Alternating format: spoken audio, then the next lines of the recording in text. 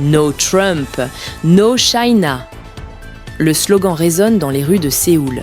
Des milliers de Sud-Coréens brandissent des pancartes dénonçant la pression croissante qu'ils ressentent entre les deux géants du monde.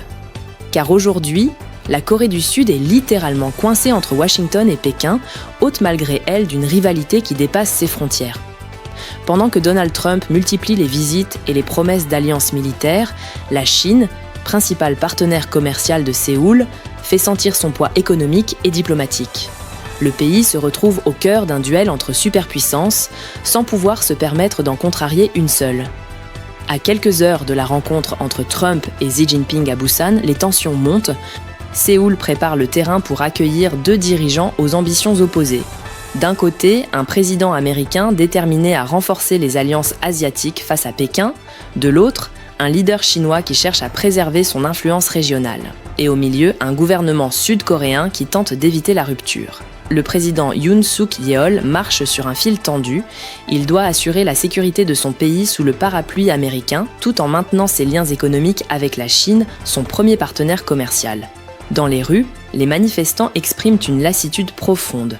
Pourquoi devrions-nous choisir ? Scandent-ils. Leurs pancartes, criantes de colère, révèlent un sentiment de fatigue nationale. Car depuis des années, la Corée du Sud vit sous la menace du Nord, sous la pression de l'Ouest et sous la dépendance de l'Est. La guerre froide n'a jamais vraiment quitté la péninsule. Elle s'est simplement modernisée avec les technologies, les chaînes d'approvisionnement et les alliances stratégiques. Pour les États-Unis, Séoul reste un maillon essentiel de la défense en Asie.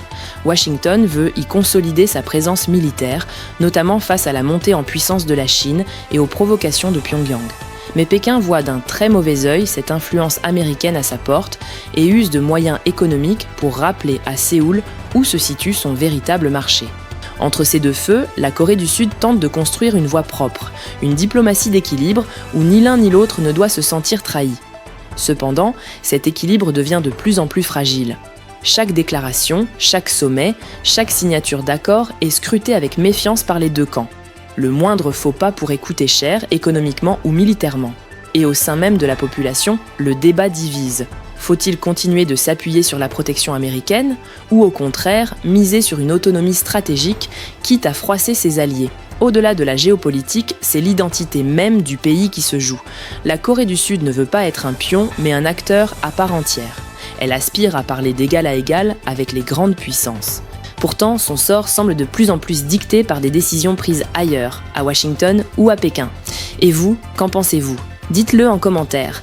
Et si tu veux suivre les actualités économiques et politiques en quelques minutes par jour, abonne-toi à notre page et active la cloche de notification.